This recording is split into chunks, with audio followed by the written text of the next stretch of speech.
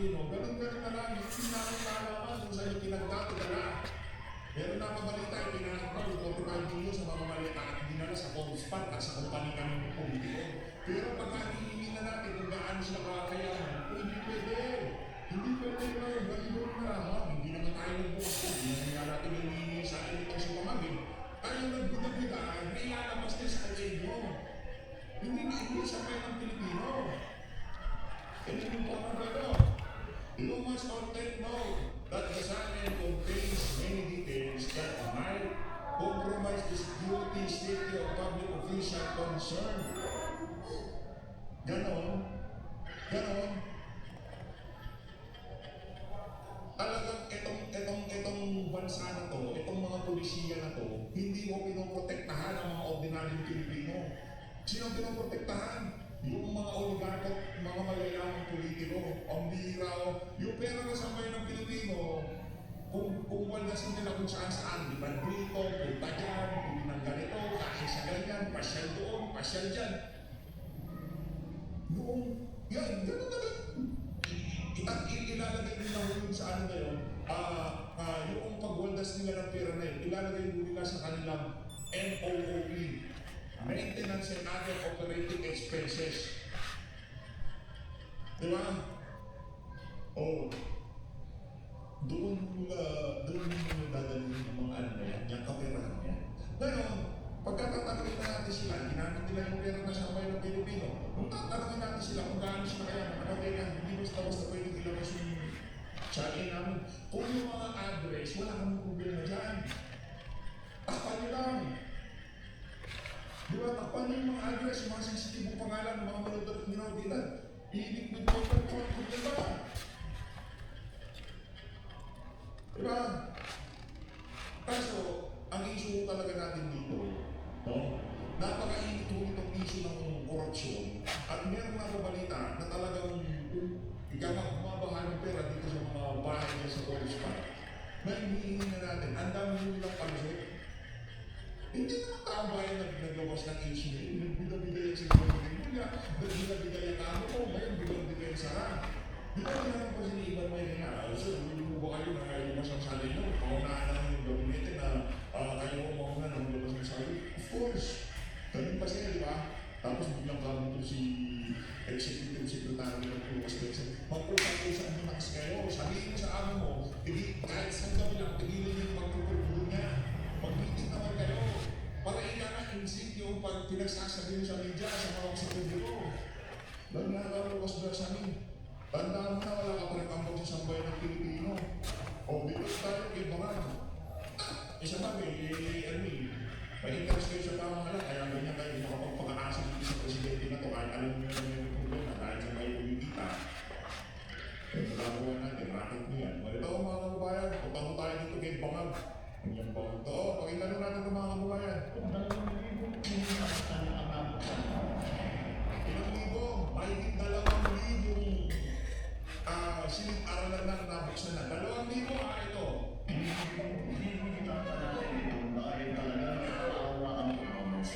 Totoo na, classroom.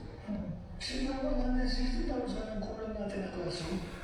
Wala na 60,000 ang kulang natin sa classroom. Ang kabida mo lang eh. Nakapagbukas ka ng 2,000. Ano na yun? Tatlong taon ka na, hindi ka lagyan ng pupulbul kasi nasa utak mo eh. Tantakin mo 3 taon ka na, tapos magtatanong ka paano nangyari yun.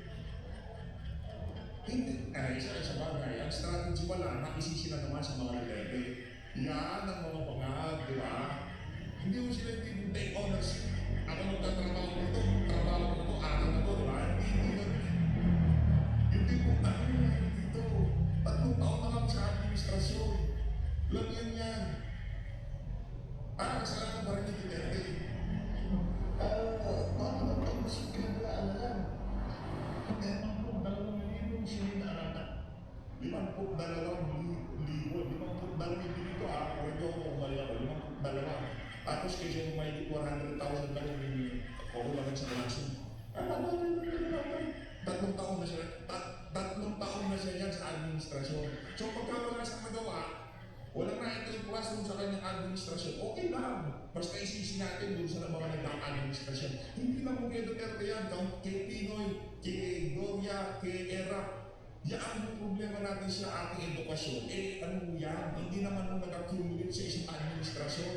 Generasyon mo ginilang bago talaga kumabot tayo dito sa punto na napakalala ng ating estado pagdating sa edukasyon dito sa bansa mo. Right now tayo dito kay Evan.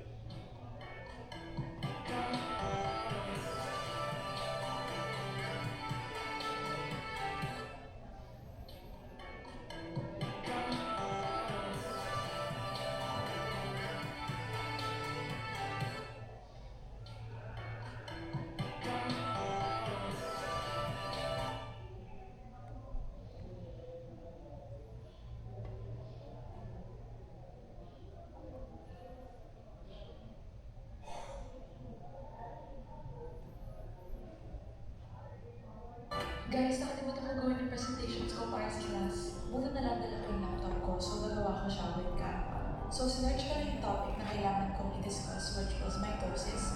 Inedit ko lang yung pangalan ko, and there it is. Lahat ng kailangan ko i-present, andito na. So, teachers, if kailangan nyo ng magandang presentations na madali i-edit, mag-sign up na kayo sa Canva. Guys, nakalimutan ko gawin yung presentations ko para sa class. Buti na lang dala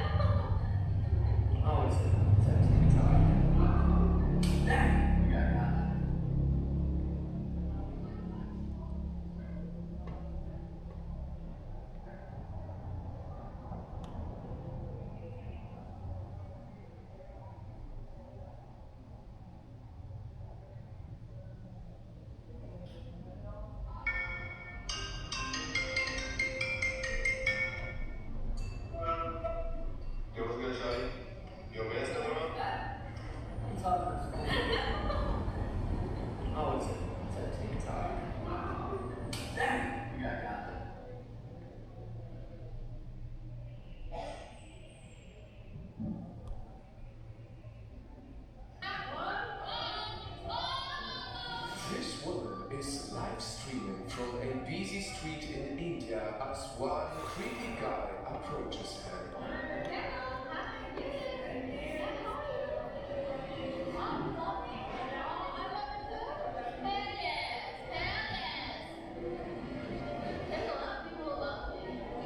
But what she thought was an innocent interaction, her mind.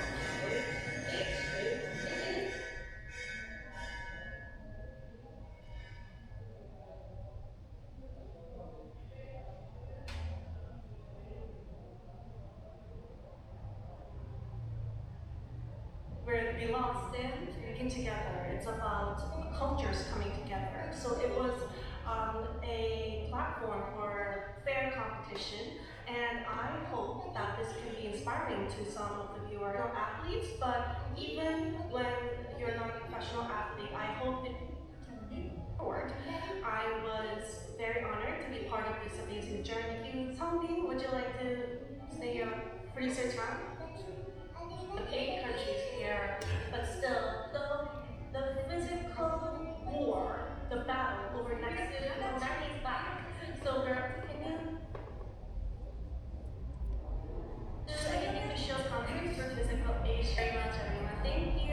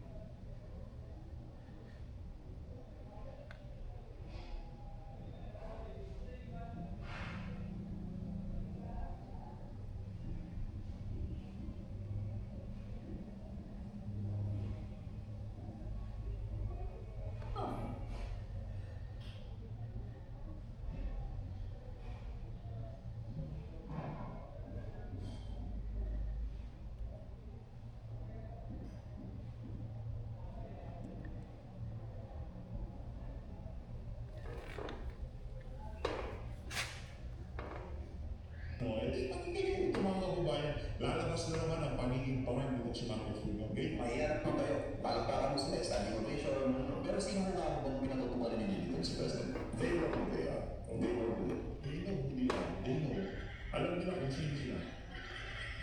Pagyan naman kayo, alam nila kung sino sila. Oh. At ibig sabihin, alam nila kung sino sila at kilala ko sila kung sino sila. Alam nila si Marcos. Oh, tuloy mo Kaya kaya. mayroon ng tayong monitors na talagang ganito ginagawa. Pero so, you're going to account for actions of man needed to be care. Ang tanong ko siguro yun, is President Marcos going to crack the whip on those responsible? You cannot fix the problem without knowing who they are. Yes. Meron pang week na to, meron pang you cannot crush the week if you don't know who's to blame. Tama na pagkasabi ko. Because kaya yung bisero eh. Ito yung bisero, wala namang nagagawa. Hindi si Marcos, hindi si Marcos Jr. Hindi naman natin pwede panagutin kung hindi natin kilala kung sino ang babanatan o paparusahan. Yung Marcos Jr. na yan. Tapos maya-maya kilala naman nila kung sino sila. Bangang talaga. Kaya naman ako ba yan, libatan ko tayo. Yan lang ang isang interview. Nagkaka-mekos yung mga statement itong bangang na to.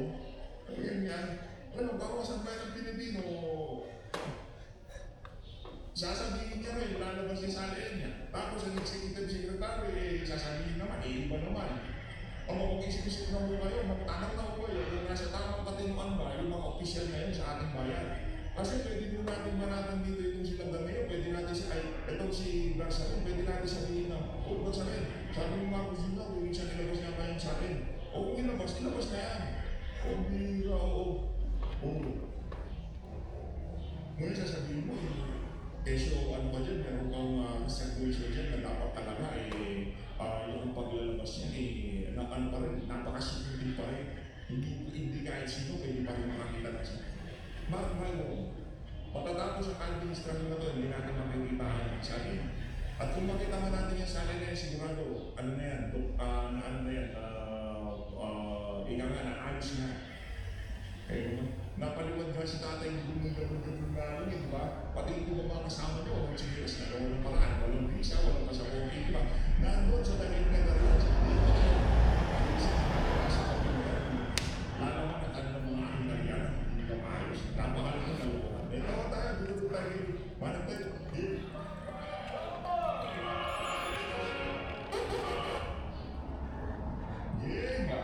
sa kahihinatnan po nitong mga kaso na dapat pong harapin ng mga sangkot sa pinakamalaking iskandalo dito ng korupsyon sa ating bansa. Ano po?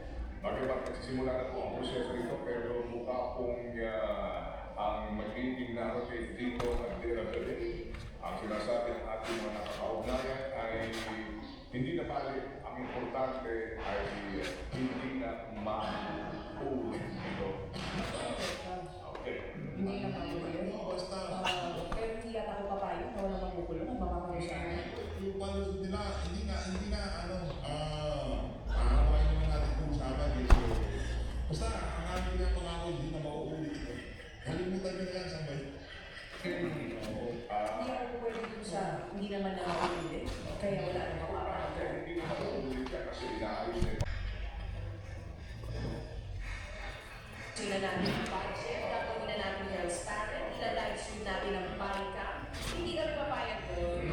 Ano ba gusto mo mangyari? Gusto ko may makulong. Bilisan nyo magpanagot. Tagal na nagtatanong na nga dito si Ron Cabal kanina Ano sa? ng Pasko. Hindi pwede matuloy ang Pasko nang walang nakukulong pagkakalit sila. Sorry yan, pero paliwanag na natin to. Sige. Sige po. Yes na, ito lang ang pananawagan din natin. Walang magpapasko, walang nakakulong. Ang ganda na, walang Pasko hanggang walang nakakulong ako dating speaker at dating appropriation chairperson. O dating finance committee chairperson dyan sa Senado. Walang magpapasko. Nilagay ko nga sa taas natin, walang magpapasko habang walang nakakulong na office. O so, baka po kayo sa po mga reaksyon ng kaisipan kasi nga Alam niyo yun, yung ating pong araw-araw, no? 5 taon na po natin panalangin niya, yung kanina po ang dating ng mga bagay na hindi na po natin kaya tubuhin. At mas na loob na tubuhin, yung mga bagay na kaya pa po natin. Yung sistema po na umiiral ngayon, hindi na po natin mapapawin. Yun ang sistema. Yan po ang ating patakaran, yan po ang ating umiiral na mataas. Okay?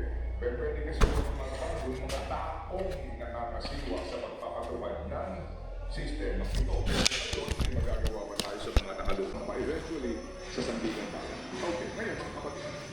Kahapon napakinggan ko yung press tour ni Ombudsman Remulla. Nabanggit niya yung parking issue. Nako! Narinig mo? Ano siya yung sinasabing parking?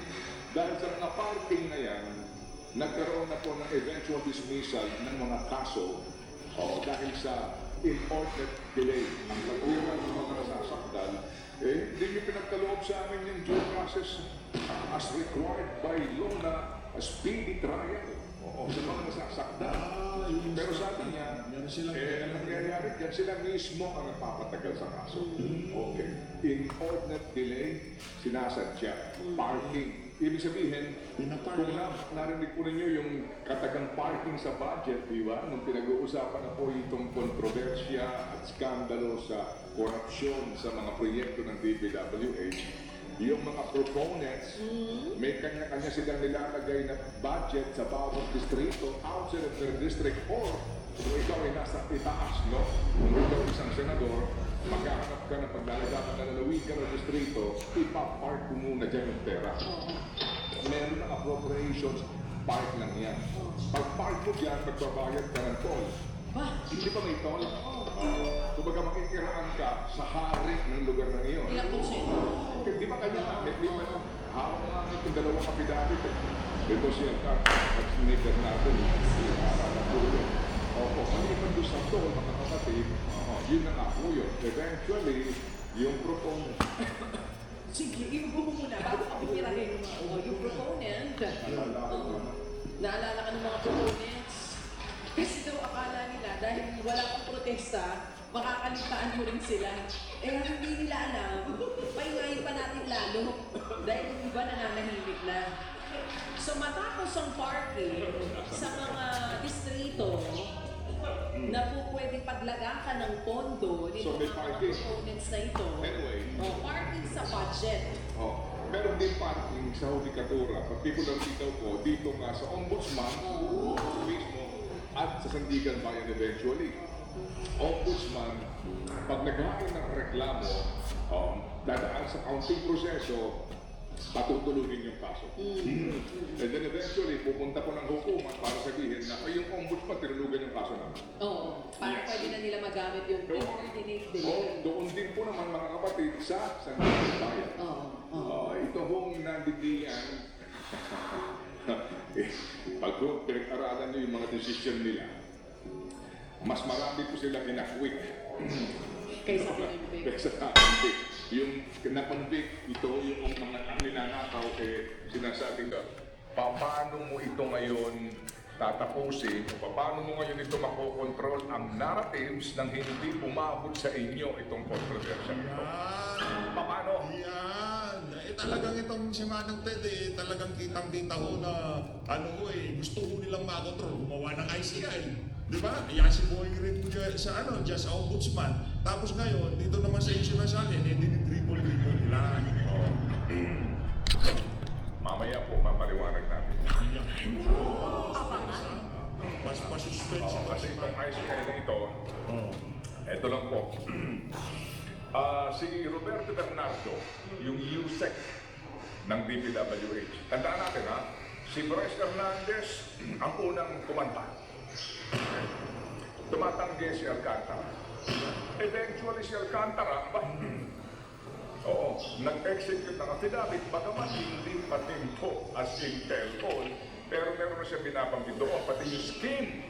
Yan, scheme. And eventually, lumantad na po yung Bernardo, bagamat sinasabi niya na wala akong kinalaman kila Bernardo, ay kila Alcantara at kay Hernandez na iyan, Pero ito ang nalalaman ko. Oo, at may mga pinangalanan. Meron siya dito sinasabi, meron siya personal knowledge. Yan.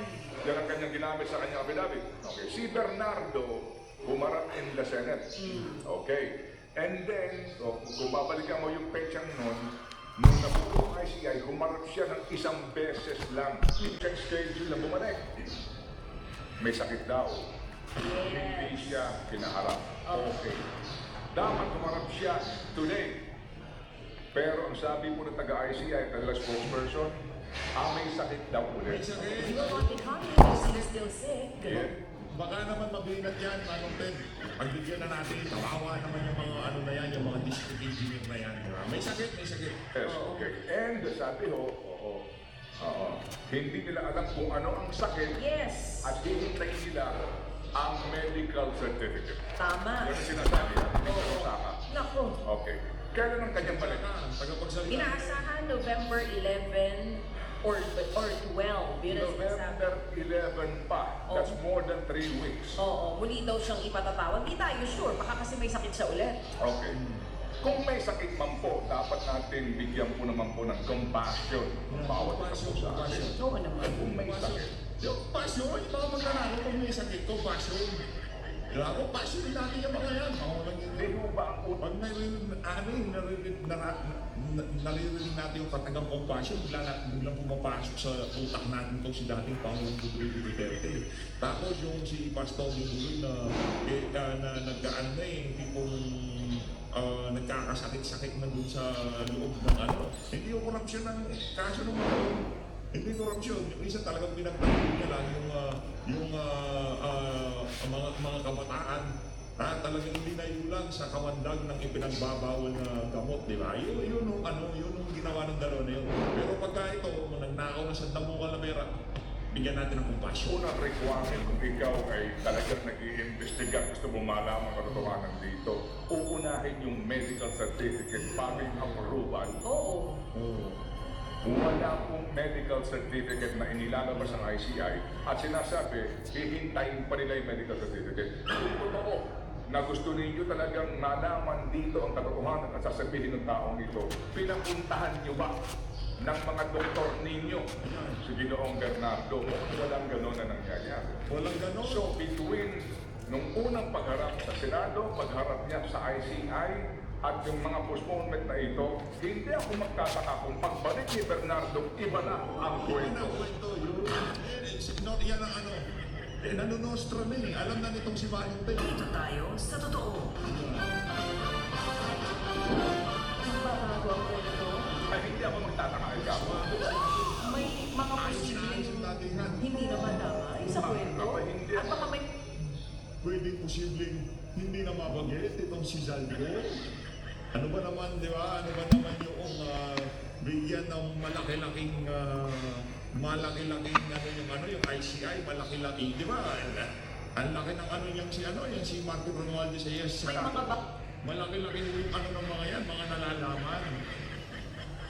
Baka malaki-laki ang ibigay na informasyon dyan sa ICI, di ba?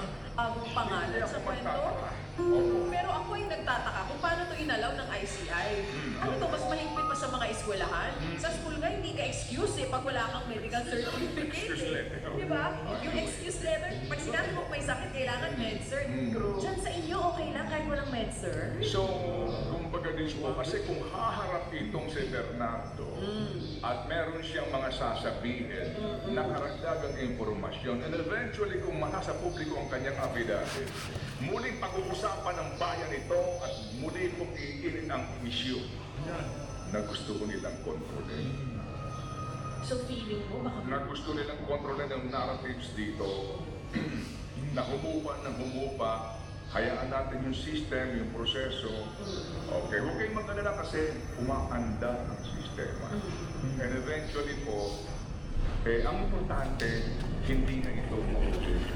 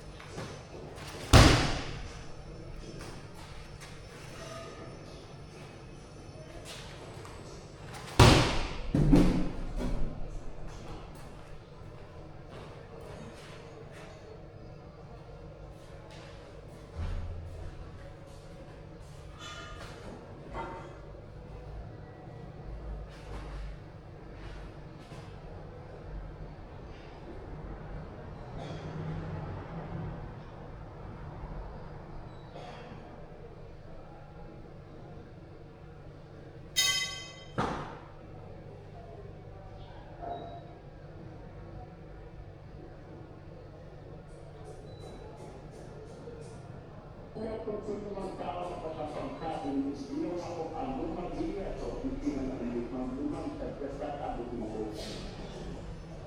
Nang na ako, pinakulong ko. Ang pinabi lang sa akin dito, gawin mo ang trabaho. Hindi kang kagsabi dito, wala akong narinig. Nagamit. Pero ba kung gusto ko ito, bakit ko sila wala. Kahit sa kanyang mga alakas, bigyan ko ng Venezuela, o Colombo, doon kinatabi na doon. Sabi ni Presidente Colombo Ukay. Kaya doon ko lang respeto dito. Hindi ito kasi, sabi ko kasi sabi ko pa iya, wala akong pinatimukas sa akin, hindi na ako kaya dito, hindi ako GPS. Ako, pahinga ako ng buong Reynolia dito sa interview na ito, ako si President Franklin Delo, pero bago yung mga kababayan, isang like at isang subscribe, sa inyong target, sa mga gusto sumasa sa ating community, at yung button nandiyan lang sa mga. Wala ko tayong maraming pag-usapan dito sa video, kung pupunta po tayo dyan sa interview na yan. Ito si Congressman President Franklin Delo. Ito lang mga kababayan. Senator, former Senator, you were Senate President contemporary upper chamber voted in favor of junking the order of the ombudsman in the case of Senator Villanueva. What was the reason for your vote? It was unanimous. Nako, the reason is that under the Ombudsman Act, and particularly Section 2 of that Act, when it states who are the officials subject to the disciplinary powers of the Ombudsman, members of Congress were exempted. And this is the law and consistent with the Constitution that the members of Congress cannot be questioned in any other case, meaning they can be questioned in the Senate by senators or by the congressmen in Congress, which means that Senator Joe Villanueva can be questioned on his actions. The action of the Senate is making a compliance with what the law stated and our Constitution. That the Ombudsman has no jurisdiction over a member of Congress insofar as the disciplinary action is concerned. It is up to the Senate now to act on Villanueva's issue. Ako, wala pa lang jurisdiction ng ombudsman dito eh. Paano yung sinasabi nitong si Corinne Vivay na dapat kung secret decision yung ginawa na yan at si Ombudsman Martinez kung sa mga aking posisyon ng Congress of Villanueva, pwede buksan ko eh. At pwede ibalik mo yung mga asunto dito kay Senator Vivay. Wala pa lang jurisdiction eh. Bigyan na agad siya kasi kung may muli o may That's in section 21. Pero